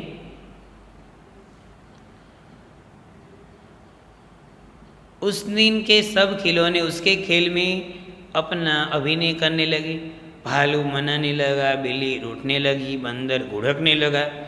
उस दिन जो उसने खिलौने लिए थे, जो बॉल से गिरा कर 12 टिकट से, वह सब खिलौने उसके पास थे अभी। और देखो वो सब बोलता जा रहा था, भालू मनाने लगा था, और बिल्ली रूठी हुई थी, बंदर घुड़कने लगा, गुड़िया का ब्याह हुआ, गुड्डावर काना निकला यानी कि उसकी एक आंख नहीं थी, लड़के की बोली से ही अभिनय हो रहा था। सब हंसते हंसते लोटपोट हो गए। वह लड़का बोलता जाता था और वह सब दिखाता जाता था। गुड़िया थी उसके पास, उसको उसकी ब्याह, उसकी शादी करवाई, लेकिन जो उसका हस्बैंड था वो एक आंख से काना निकला, तो सब हंसने लगे। तो इस तरह वो खुद भी अभिनय करता था। अभिनय मतलब एक्टिंग। वह खुद भी एक्टिंग करता जाता था और बोलता जाता था, तो सबको मजा आ गया। मैं सोच रहा था बालक को आवश्यकता ने कितना शीघ्र चतुर बना दिया, यही तो संसार है। लेखक सोच में पड़ गए कि इतना छोटा लड़का है और देखो उसकी आवश्यकता इतनी है बेचारे की कि उसको कितना चतुर बना दिया, कितना होशियार बना दिया, और उसकी कितनी बुद्धि जो है वो काम करने लगी है। तो लेखक ये बात यहाँ पे सोच में पड़ गए। देखते हैं हम आगे क्या होता है, लेकिन वो हम देखेंगे नेक्स्ट लेक्चर में। और आपको जो ये मीनिंग्स दिए हुए हैं वो मीनिंग्स आपको लिखने हैं। 1 टाइम फेयर बुक में लिखना है और 1 टाइम रफ बुक में लिखना है। ऑल मीनिंग्स, पूरे चैप्टर के मीनिंग्स आप लोग लिख देना। तो यहाँ पे हमने देखा कि छोटे जादूगर में जो चतुराई है, जो बुद्धिमानी है, वो किसी के पास नहीं है। तो यहाँ हम देख सकते हैं कि ताश के सब पत्ते लाल हो गए, फिर सब काले हो गए, गले की सूत की डोरी टुकड़े टुकड़े होकर जुड़ गई। लट्टू अपने से नाच रहे थे। मैंने कहा अब हो चुका, अपना खेल बटोर लो, हम लोग भी अब जाएंगे। देखो इतना अच्छा खेल उसने बताया कि ताश के सब पत्ते थे वो एक साथ लाल हो जाते हैं, फिर सब एक साथ काले हो जाते हैं। और गले के जो उसने पहन के रखी थी सूत की डोरी, उनके टुकड़े टुकड़े हो जाते हैं, फिर एक साथ जुड़ जाते हैं। उसके जो खिलौने थे वो लट्टू होकर नाचने लगते हैं। और फिर लेखक ने कहा कि बस चलो, अब तुम्हारा खेल हो गया, अब हम घर जाने वाले हैं, तो यहाँ तक तुम खेल खत्म कर दो। श्रीमती जी ने धीरे से उसे 1 रुपया दे दिया। वह उछल उठा। श्रीमती जी यानी कि लेखक की जो वाइफ है, उसने उसे 1 रुपया दे दिया। मैंने कहा, लड़के, छोटा जादूगर कहिए, यही मेरा नाम है, इसी से मेरी जीविका है। ये लाइन देखने के लिए देखो। लेखक ने उससे कहा, लड़का, तो उसने कहा कि नहीं नहीं नहीं नहीं, मेरा नाम है छोटा जादूगर और इसी नाम से मुझे लोग पहचानते हैं। आप भी मुझे वही नाम से पुकारिए। और दूसरी बात उसने बताई कि उसी से मेरी जीविका चलती है। ये क्या मतलब हुआ कि उसी से उसकी जीविका चलती? वो समझ में नहीं आया थोड़ा। ऐसा क्यों कहा होगा उसने कि उसी से मेरी जीविका चलती है? तो उसका कहने का तात्पर्य यही है कि ऐसे जादू के खेल वह दिखाता है और उसी जादू के खेल से उसका घर चलता है। मान लो कि अभी यहाँ पे श्रीमती जी ने उसे 1 रुपया दे दिया, उसी तरह वो दूसरी जगह जाएगा, वहाँ फिर से अपना ये जो खेल है जादू का वो दिखाएगा, वहाँ से भी उसे कुछ प्राप्त होगा। कोई 1 रुपया देगा, कोई 2 रुपये देंगे, तो इस तरह पूरे दिन में उसके पास पैसे जमा हो जाएंगे और उसी पैसों से वो अपना काम चला सकता है। तो इसीलिए उसने कहा कि ये मेरी जीविका है। जीविका मतलब यहाँ पे मतलब है पैसा, कि इस खेल से जो पैसे मुझे प्राप्त होते हैं उसी से मेरा जीवन चलता है। इसीलिए उसने कहा कि ये मेरी जीविका है। तो यहाँ पे हमने देखा कि ये लड़का जो है वह जादू के खेल दिखाता है, उसीलिए उसका नाम जो है वह भी क्या पड़ गया है, छोटा जादूगर, क्योंकि है अभी छोटा ना, इसीलिए उसको सब वही नाम से बुलाते हैं कि छोटा जादूगर। मैं कुछ बोलना ही चाहता था कि श्रीमती जी ने कहा, अच्छा तुम इस रुपये से क्या करोगे? श्रीमती जी ने उससे क्वेश्चन पूछा, लेखक की वाइफ ने, कि तुम इस पैसे से क्या करोगे बताओ, कि मैंने जो 1 रुपया तुझे दिया उसका तुम क्या करोगे? मैं कुछ बोलना ही चाहता था, लेखक भी कुछ पूछना चाहते थे, लेकिन उससे पहले क्या हुआ कि उसकी वाइफ ने उसको क्वेश्चन पूछ लिया। पहले भर पेट पकौड़ी खाऊंगा, फिर एक सूती कंबल लूँगा। उसने कहा कि मैं पहले भर पेट पकौड़ी खाऊंगा, फिर कंबल लूँगा। उसने कहा कि पहले तो मैं खाना खाऊंगा और उसके बाद मुझे एक कंबल की आवश्यकता है। यहाँ पे सूती यानी कि खादी का जो आता है ना वो कंबल, कॉटन। पहले मैं भर पेट पकौड़ी खाऊंगा, फिर एक सूत की कंबल लूँगा। लेखक का मेरा क्रोध अब लौट आया। मैं अपने पर बहुत क्रुद्ध होकर सोचने लगा, हो कितना स्वार्थी हूँ मैं। उसके 1 रुपये पाने पर मैं ईर्ष्या करने लगा। लेखक को लगा कि 1 रुपये इसको नहीं देना चाहिए था, लेकिन अब उसने जब बताया कि मैं ये 1 रुपये से भरपेट खाना खाऊंगा और उसके बाद में एक कंबल लूँगा, तब जाकर लेखक को लगा कि मैंने इस पर जो क्रोध किया था वो बिल्कुल सही नहीं है, वो गलत है, मुझे उस पर क्रोध करना नहीं चाहिए। मेरा क्रोध अब लौट आया। मैं अपने पर बहुत क्रुदंत होकर सोचने लगा। वह नमस्कार करके चला गया। वो तो बेचारा था दूसरी जगह चला जाए, तो वह नमस्कार करके चला गया। हम लोग लता कुंज देखने के लिए चले।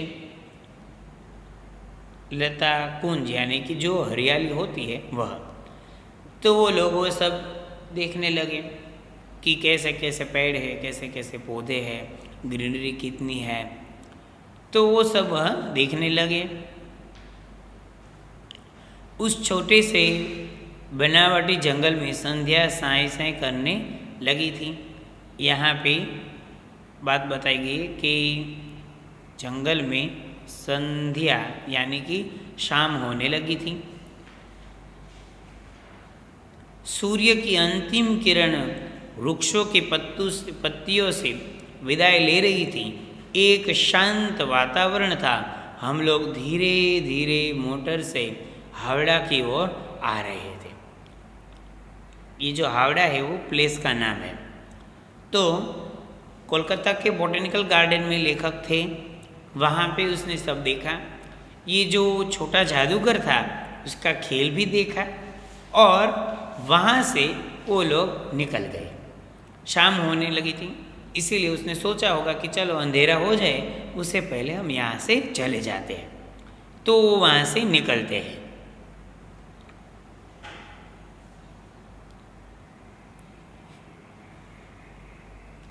रह रहकर छोटा जादूगर स्मरण होता था।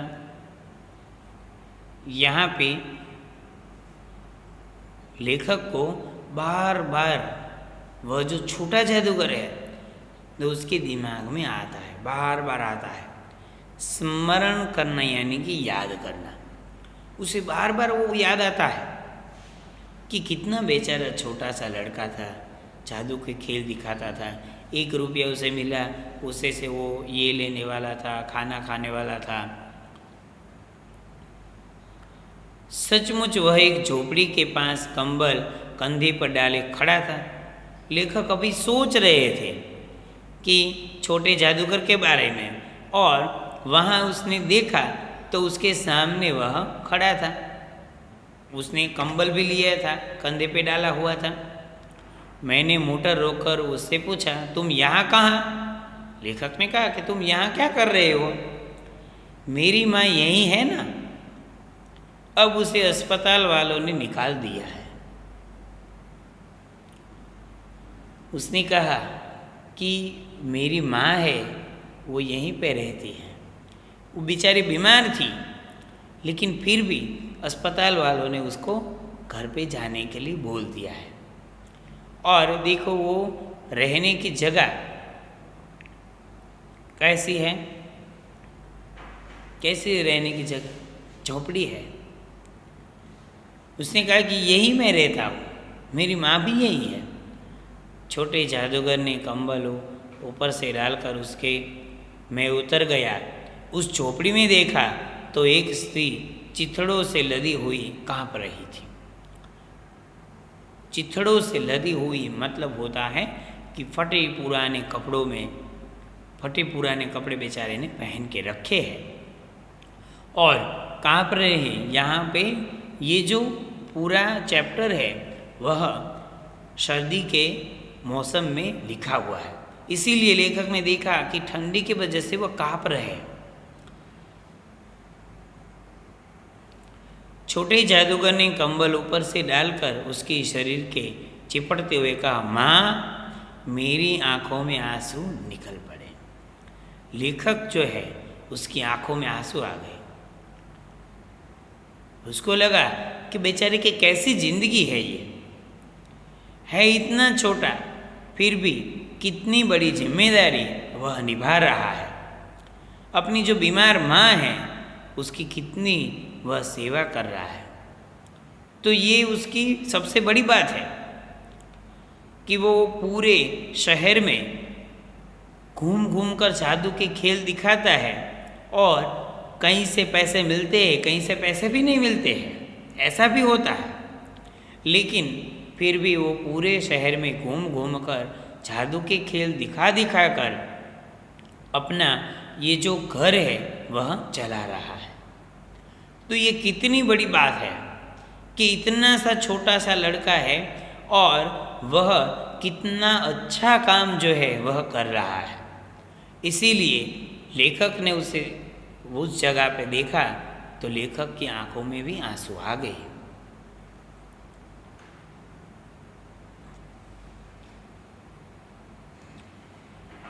लेखक की आंखों में भी आंसू आ गए। उसने ऐसा ही सोचा। फिर कई दिन बीत गए ऐसे ही। बड़े दिन की छुट्टी बीत चली थी। मुझे अपनी ऑफिस में समय से पहुंचना था। कुछ समय की जो छुट्टी थी वह समाप्त हो गई और लेखक जो है उसको अपने ऑफिस जाना है। कोलकाता से मन उबल गया था, फिर भी चलते चलते एक बार उस उद्यान को देखने की इच्छा हुई। लेखक को भी ये यहाँ पे भी मज़ा नहीं आ रहा है कि कोलकाता में अब कुछ मज़ा नहीं आ रहा है, लेकिन फिर भी लेखक को लगता है कि एक दिन वहाँ पे जाना है। उद्यान यानी कि वो बॉटेनिकल गार्डन जहाँ पे छोटा जादूगर मिला था वो, साथ ही साथ जादूगर भी दिखाई पड़ जाता था। तो और भी मैं उस दिन अकेले ही चल पड़ा, जल्द लौट आना था। लेखक को वो याद आ गया कि हाँ वहाँ छोटा जादूगर भी हमें मिला था, तो वो मिल जाए तो अच्छा होगा।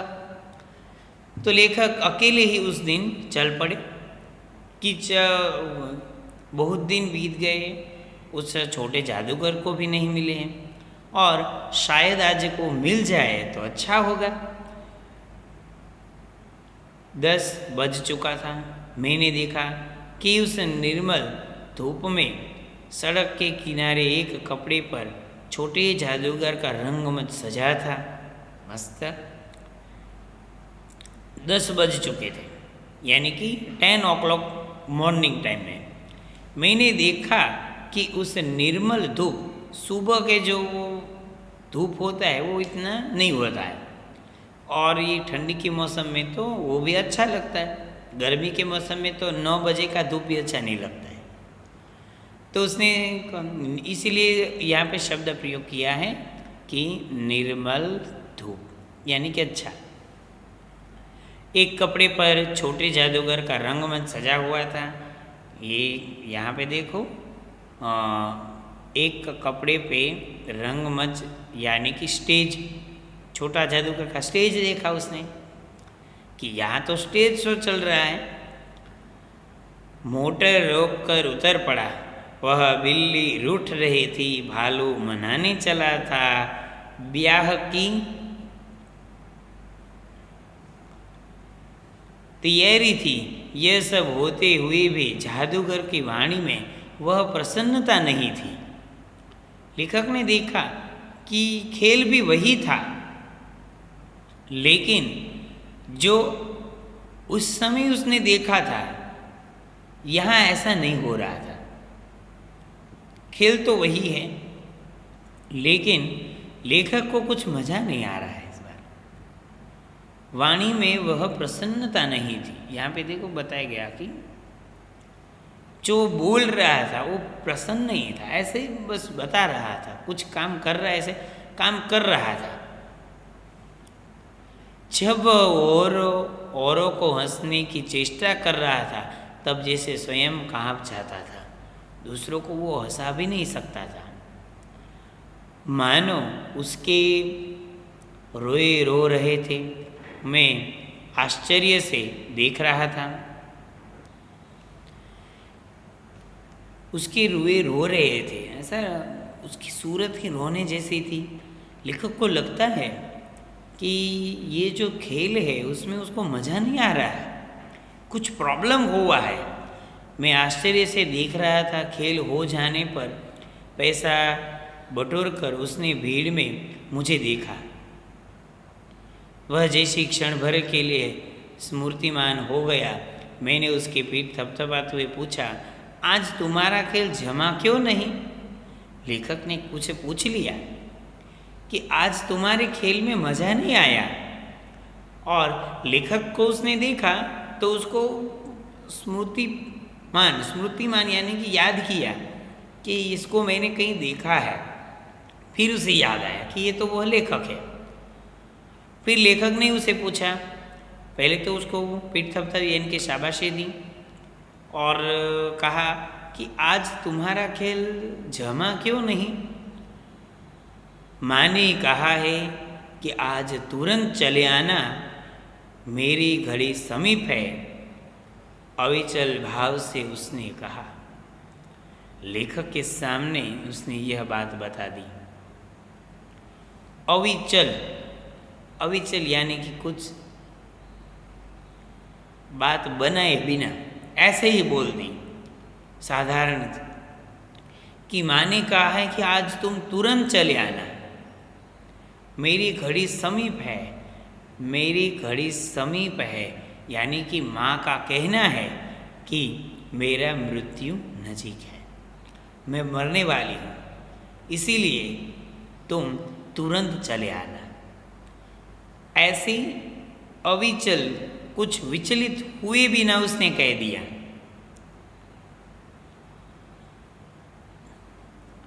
तब भी तुम खेल दिखाने चले आ गए। मैंने कुछ क्रोध से कहा। लेखक ने कहा कि तो तुम्हें घर पे ही रहना चाहिए, तो तुम यहाँ पे क्यों चले आए? उसके मुंह पर वही परिचित तिरस्कार की रेखा फूट पड़ी। वो तो बेचारा उसके सामने देखने लगा, वो तो छोटा है, उसको कहाँ पता है ये सब। तो वह उसके सामने देखने लगा। उसने कहा, क्यों न आता? और कुछ अधिक कहने में जैसे वह अपमान का अनुभव कर रहा था, उसने ऐसा ही कहा कि क्यों नहीं आता। उसका जो सेंटेंस है वो आधा है, और आधे सेंटेंस का जो लेखक है वो समझ गए। उसका क्यों नहीं आता कहने का मतलब था कि मैं यहाँ खेल दिखाने नहीं आता तो मैं खाता पीता क्या, इसीलिए खेल तो मुझे दिखाना ही पड़ेगा।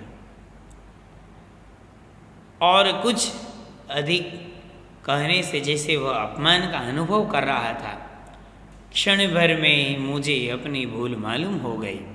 उसके झोले की गाड़ी में फेंककर उसे वे बिठाते हुए मैंने कहा, जल्दी चलो। लेखक को भी बाद में पता चला कि ऐसा मुझे नहीं पूछना चाहिए इसको। और फिर उसने जो उसका झोला था, पैसे थे, खिलौने थे, वो सब गाड़ी में फेंक दिया और उसे भी कहा कि तुम भी चलो, जल्दी से हम जाते हैं। मोटर वाला मेरे बताए हुए रास्ते पर चल पड़ा। लेखक ने अपने ड्राइवर को कहा कि चलो, मैं जहाँ बोलूँ वहाँ पे तुम चलाते जाओ। कुछ ही मिनट में मैं झोपड़े के पास पहुँचा। जादूगर दौड़कर झोपड़ी में माँ माँ पुकारते हुए घुसा। मैं भी पीछे था, किंतु स्त्री के मुंह से पूरा बेटा भी नहीं निकला, सिर्फ बे निकल कर रह गया। उसके दुर्बल हाथ उठकर गिर गए। जादूगर उसे लिपट रो रहा था। मैं स्तब्ध था। उस उज्जवल धूप में समग्र संसार जैसे जादू सा मेरे चारों ओर नृत्य करने लगा। यानी कि यहाँ पे जो छोटा जादूगर है, उसकी माँ ने इस संसार यानी कि दुनिया से विदा ले ली। लेखक को बहुत दुख हुआ। जादूगर जो है वह भी रो पड़ा। माँ माँ करते उसे लिपट कर रोने लगा, और लेखक भी उसी वक्त उसकी भी सूरत रोने जैसी हो गई, और उसको ये पूरा संसार जो है, वो संसार एक जादू सा खेल लगने लगा। मानो कि जादू के खिलौने ही है सबको एक बार संसार छोड़कर जाना ही है, लेकिन फिर भी ये जो छोटा जादूगर है, उसकी माँ है, वही सब कुछ थी उसके लिए, क्योंकि उसकी माँ ही थी उसके सब। इसीलिए लेखक को बहुत दुख हुआ और वह वहीं रोने लगे। और जो यहाँ पे जयशंकर प्रसाद जी है, उसने यहाँ पे ये जो चैप्टर है वो समाप्त कर दिया है। तो यहाँ पे ये जो बात है वह ख़त्म होती है और ये जो चैप्टर है वह भी यहाँ पे ख़त्म होता है कि हमने देखा कि कम आयु में भी उसने कितने बड़े काम कर दिए और अपनी माँ की सेवा करता रहा। यही सबसे बड़ी बात है कि हमें अपने माता पिता की सेवा करना प्रथम कर्तव्य ही है हमारा। उसकी बात को मानना वो सबसे बड़ी बात है। वो चाहे झूठी भी हो लेकिन हमें मानना ही है, उसकी बात को हमें मानना ही है। तो ये हमें यहाँ पे सीखने मिलता है कि उसकी माँ बीमार थी और वह अपनी बीमार माँ की सेवा कर रहा था। तो यहाँ पे ये चैप्टर जो है वो यहाँ पे ख़त्म होते हैं। तो हम देखते हैं अभ्यास, उसमें बोलने की बारी है। क्वेश्चन नंबर 1 है, पहले मैं सिर्फ बता देता हूँ आपको और हम सिर्फ देखते हैं, उसके बाद में इसका PDF है वह भेज दूँगा तो वो आपको लिखने में इजी रहेगा। बोलने की बारी। मेले में लेखक ने छोटे जादूगर की क्या मदद की? सोचकर आप बताओ तो क्या मदद की? छोटे जादूगर की क्या मदद की थी लेखक ने? याद कीजिए। हाँ, कि उसे शरबत पिलाया और 12 टिकट खरीद कर दे दी। इतनी जल्दी आंखें बदल गई, लेखक ऐसा क्यों सोच रहे थे? क्योंकि वो तो खिलौने लेकर 9-2-11 हो गया, इसीलिए लेखक ने सोचा कि इतनी जल्दी उसकी आंखें बदल गई। छोटा जादूगर कंबल क्यों खरीदना चाहता था? ये तो सबको आता ही है। क्यों खरीदना चाहता था? तो अपनी बीमार माँ की सेवा के लिए या तो अपने माँ के लिए। छोटा जादूगर के पिता के साथ जेल क्यों नहीं गया? तो वह अपनी माँ की सेवा करने के लिए, बीमार माँ की सेवा करने के लिए वह जेल नहीं गया। उसके पिताजी जो है वो तो जेल गए थे लेकिन ये नहीं गया था। तो यहाँ पे जो 4 क्वेश्चन है, समझ में आ गई बात?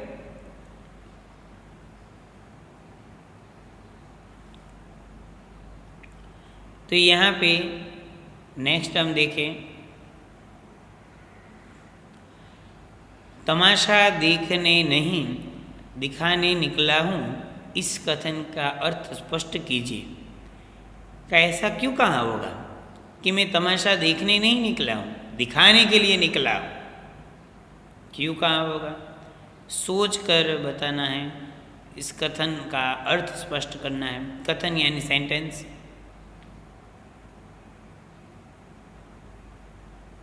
सोचिए, मैं शॉर्ट में बताता हूँ कि जादूगर को जब लेखक ने कहा कि ऐसे घर में ऐसी हालत है, तुम्हारी माँ बीमार है तो तुम्हें तमाशा देखने आना चाहिए, तब जाकर वो बताता है कि मैं तमाशा देखने नहीं दिखाने निकला हूँ कि जादू के खेल थोड़े बहुत दिखा दो तो मुझे थोड़े बहुत पैसे मिल जाए।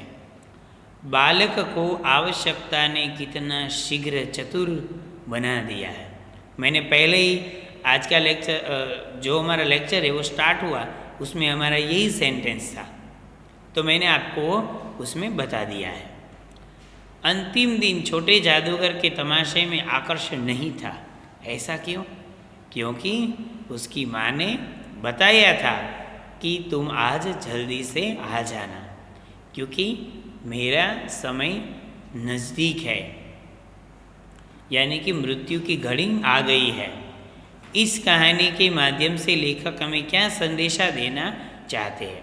तो वही मैंने आपको पहले ही बता दिया था जब हमारी स्टोरी ख़त्म हुई तब, कि कभी कभी ये जो भाषा संसार है उसमें भी यही बात बताई है कि कभी कभी जो आवश्यकता है वही मनुष्य को कुछ काम करने के लिए प्रेरित करती है, और कम आयु में भी वो इतना सारा काम कर सकते हैं।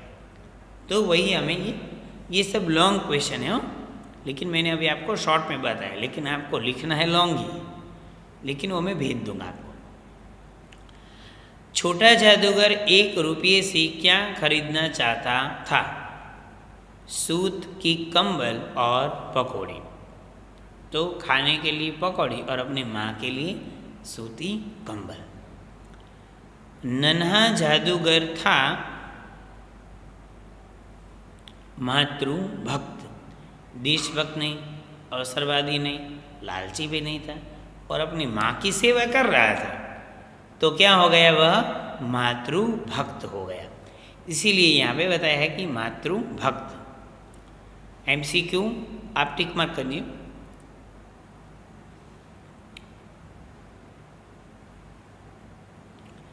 तो यहाँ पे सोचकर बताने की बारी है, वो तो हम नहीं, सिर्फ देखना है। यदि छोटा जादूगर के पिता जेल न गए होते तो उसका जीवन कैसा होता, ऐसे हमें सिर्फ सोचना है।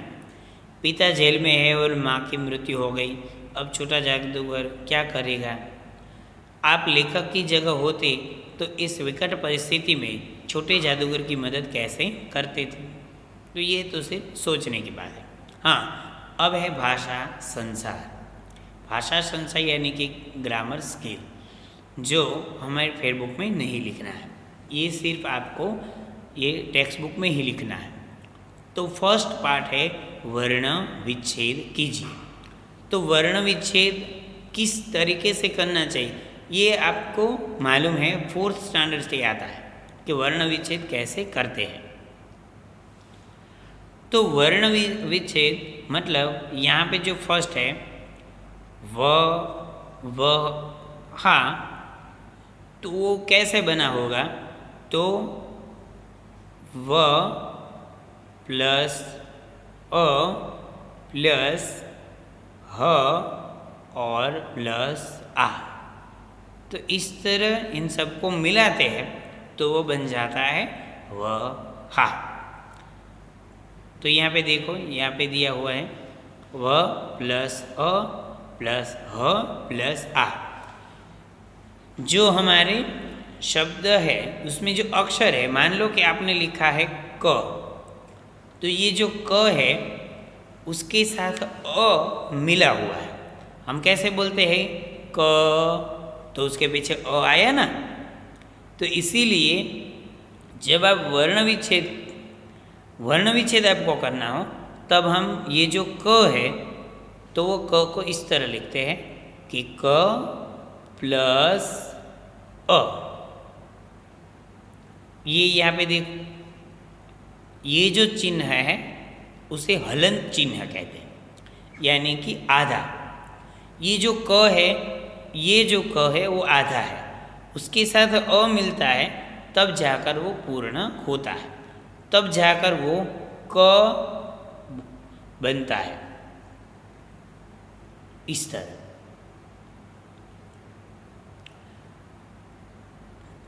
तो ये जो हमारे अ आ ई उ रू ये सब स्वर है, और ये जो स्वर है वो अक्षर के साथ मिलकर उसे पूर्ण करते हैं।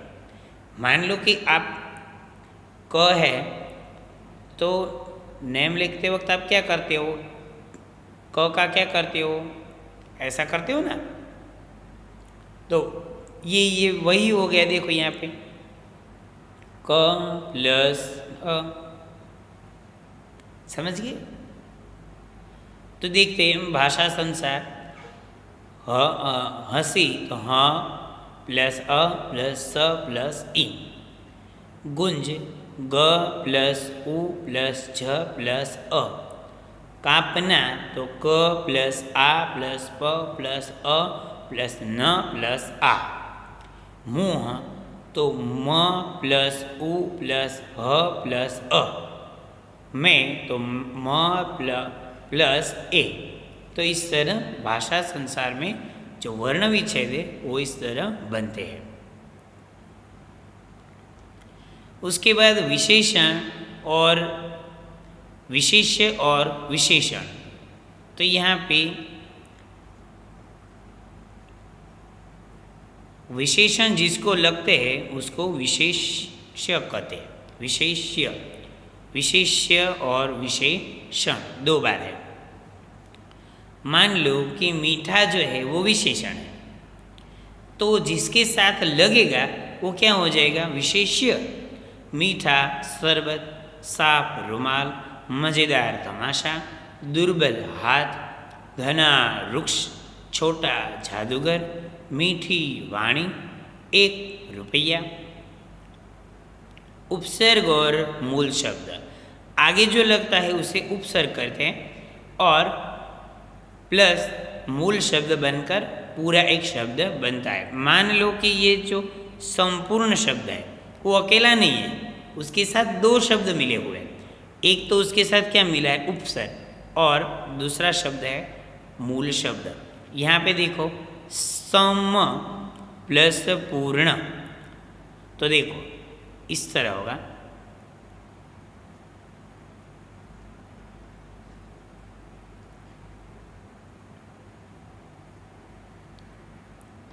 तो यहाँ पे ये जो सम है और प्लस है पूर्ण, तो ये जाकर बनता है संपूर्ण।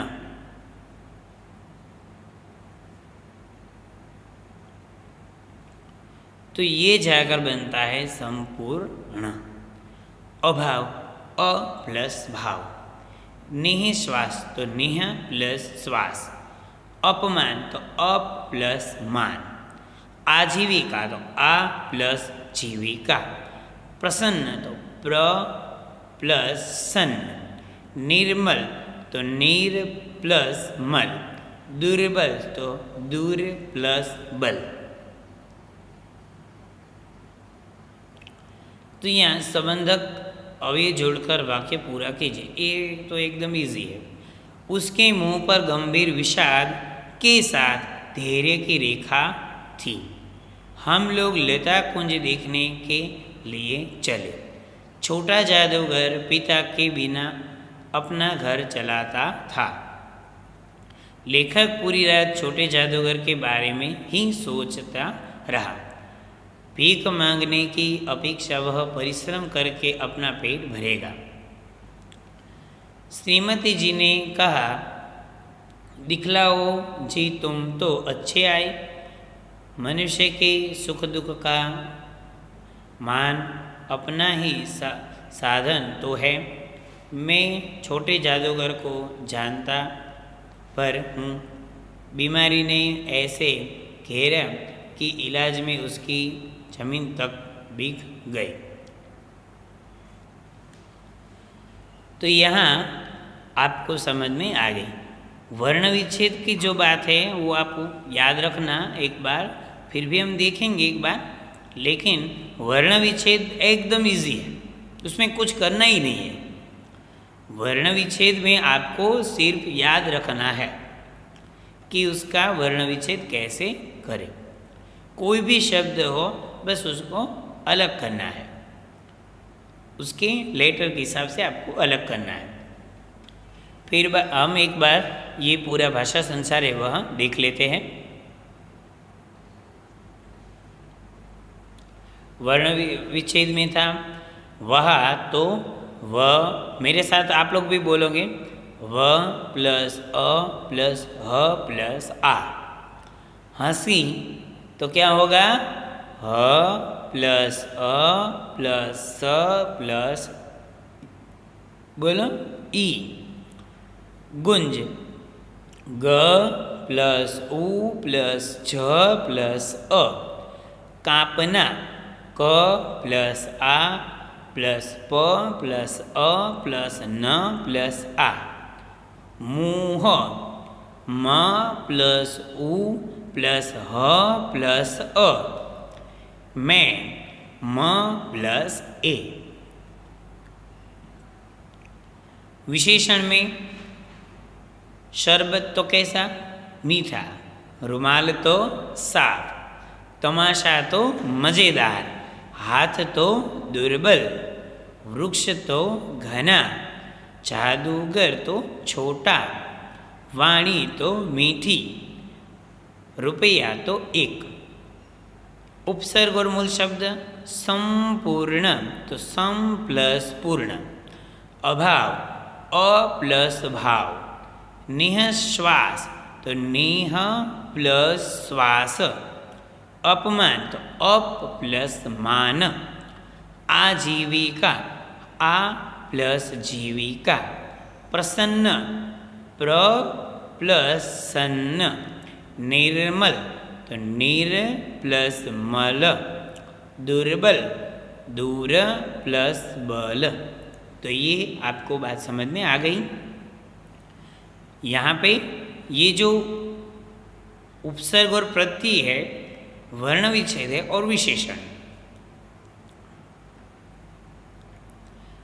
उसके बाद ये अवयव है के साथ, के लिए, के बिना, के बारे में, के अपेक्षा। ये आपको ब्रैकेट में दिए हुए हैं, तो ये आपको सेंटेंस पढ़ते वक्त याद आ जाए। उसके बाद है तो, ही, तो, भर और तक। ये हम चैप्टर जो है और ये वीडियो लेक्चर है वो भी ख़त्म करते हैं। Thank you.